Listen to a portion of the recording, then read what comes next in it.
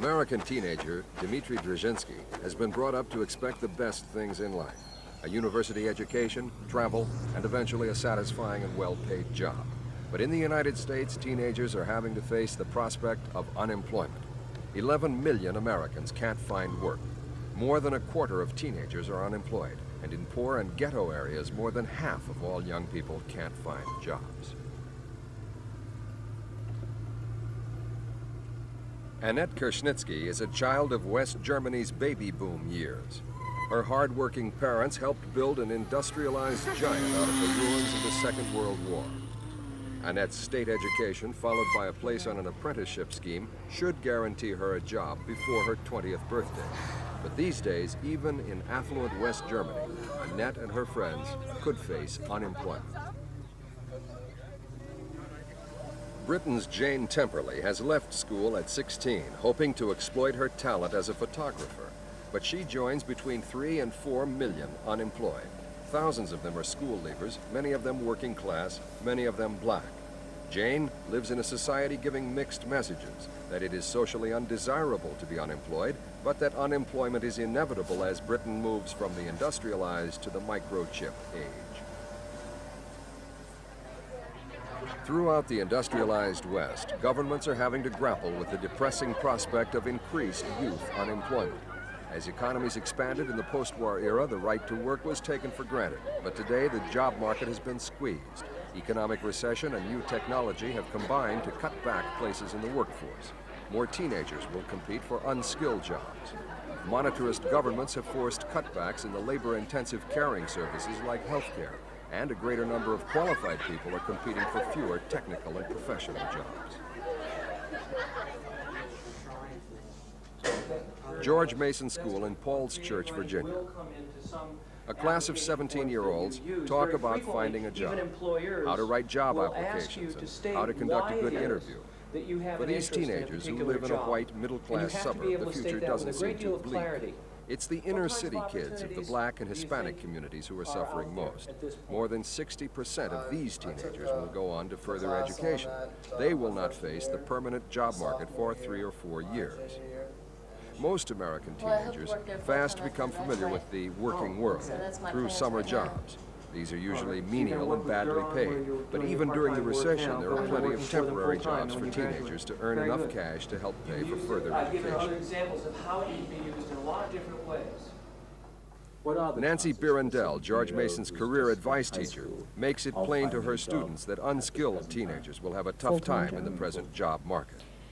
Well, our economy is such at this point in time that they are very, very low man on the totem pole. I think in our area, we are looking at a large number of people who are overly skilled and overly trained for the positions on the lower entry level. And so a student who is just graduating from high school with hardly any skills at all is really in a very bad situation when it comes to, first of all, the number of variety of jobs that they would be able to apply for, and they are right down there on the bottom of the rung as far as financial considerations are concerned, and it is not a very rosy picture. Hi, who can I talk to for looking for a job? Okay. Here's an application, and you want to go back and talk to Tanya Carroll is not quite 17, Thank you. disillusioned with school, and not convinced that college is for her. She wants to work with children, be a nursery school teacher or assistant in a primary school. Instead, she's doing the rounds of local restaurants or stores for a temporary job, any job that will expand her rather empty resume. But so far, she's had little success finding even a menial job, so she feels reluctant to try for one in child care. Well, actually, because of that reason that they're so difficult, it discourages me too much to even get lazy when it gets to that, because it just discourages me, because I know they'll say, no, sorry, we're looking for someone else, or they'll give you the line, well, we'll put we'll put this on file, and then we'll call you if we need you. Don't call us, we'll call you. Hi, my name's Dimitri. For Dimitri, there seems little problem. He walks into a temporary employment agency. They act as a middleman between prospective employer and employees and quickly lands himself a temporary job. He hopes to go on to study law. But even for graduates, the picture isn't as rosy as it used to be. Today, 2 to 3 million graduates are either unemployed or in jobs not requiring a college degree. Okay. You're available to start working when, Dimitri? Anytime. As soon as Anytime. possible. Okay. High school principal So Dr. we Nancy have of our Sprague seniors, says that teenagers about are 60, encouraged to at least 70% get have a either high worked the school summer diploma, before and or that are few currently parents working pressure while they're going to teenagers school. to get permanent jobs. Only in the areas that are extremely poor and areas of poverty do you get any of that kind of pressure. In fact, by law, you cannot leave school until you're 17 in Virginia. By law, it takes a court order if you want to leave before you're 17. And in the United States, for most areas of this country, if you don't have that high school diploma, forget it. And so the pressure is the other way, to get that high school diploma. And only if a parent is or family is in a destitute situation will there be pressure the other way.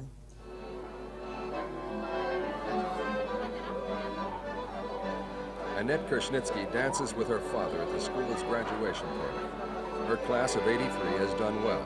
All 25 of them have apprenticeships in many jobs, from engineering and electrical to shop assistants. Martin will train as a manager at the Munich Siemens company. 17-year-old Annette will train as an assistant in a local chemistry laboratory. She is one of 650,000 West German high school graduates who were looking for apprenticeships this year. Up to 100,000 were in danger of not finding places.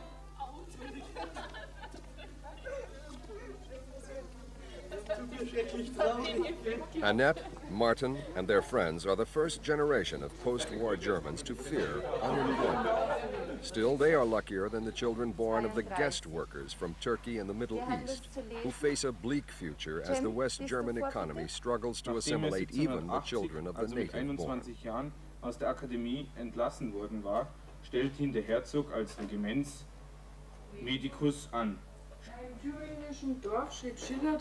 There are 2 million unemployed in West Germany today. The government says that the baby boom of the 60s means that there are too many high school graduates, too few apprenticeships, and not enough jobs.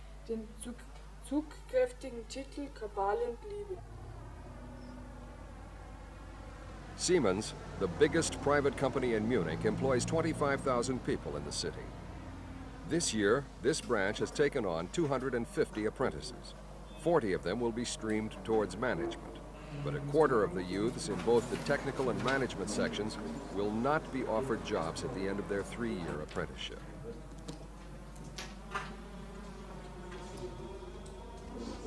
The West German apprenticeship system is considered to be one of the most efficient in the world. In the recent election, Chancellor Kohl promised a job training place for every high school graduate. The opposition say this promise hasn't been fulfilled and that the situation is getting worse.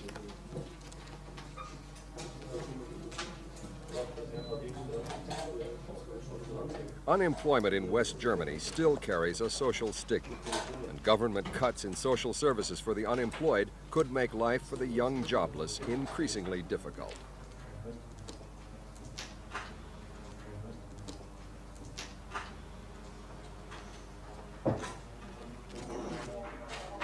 In the United Kingdom, the youth employment picture is gloomy, despite slick campaigns and programs launched by the Conservative government.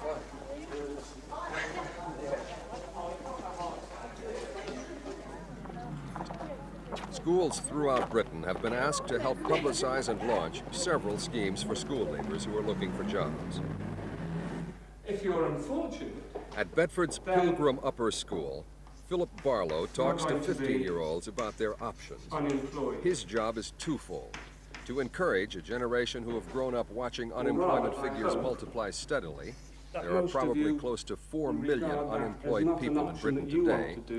And to state clearly what real opportunities they will have in the next few years. Is the youth training scheme. In 1983, the so-called Youth Training Scheme is supposed to offer unemployed school Which we leavers the abbreviate chance to get some YTS. work experience combined with vocational training. It's a year-long project which is supposed to When they include leave school, 13 weeks of is theoretical guaranteed a place on the off-the-job youth training. scheme. You do not have to be unemployed.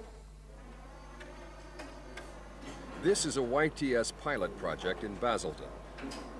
It was one of 5 pilot schemes set up by the Manpower Services Commission. 75 16-year-olds were taken on to test the new YTS program. This course involved 10 weeks of further education, 16 weeks off-the-job training in various skills, and 20 weeks in local firms working alongside adult employees. The recruits were paid the $50 a week allowance set by the government.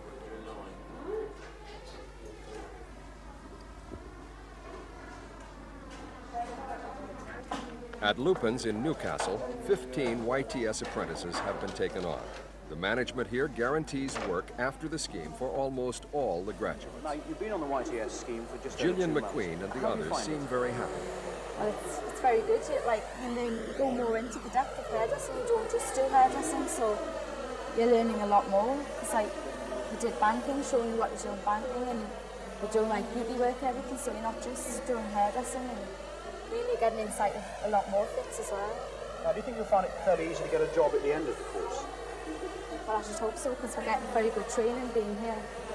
Right, lads, the first thing we ought to do is make sure that the bonnet is securely fastened in the upright position. But YTS has come under the same of course, the criticisms next as thing, its we want to protect predecessor, the the wings. Youth So we Opportunities fit Program. these wing covers to Teenagers protect said the they head. weren't getting any training under you like to carry on YOP, that in they the were lovely being air used plane? as cheap labor. The trade unions in Britain say that British society can afford to create real jobs, that it is monetarist dogma and its economic consequences that are forcing young people to participate in artificial stopgaps before they join the dole queues. The harshest critics say that the youth training legislation brought in by the Thatcher government is designed to hide the truth about rising unemployment.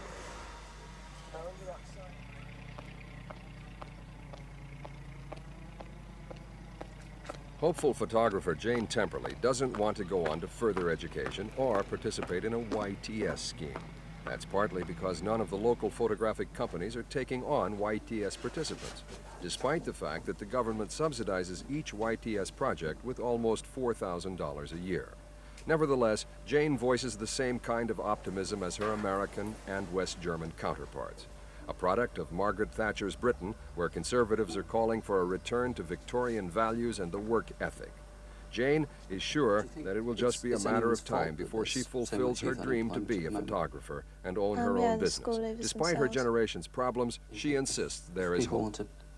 Yeah, I think if more people were prepared to work, then they would find the jobs. Too many people are just prepared to sort of think, oh, there's 3 million unemployed, I might as well go on the dole, got no hope. People just don't give themselves hope. If they don't believe in themselves, then no one else is going to.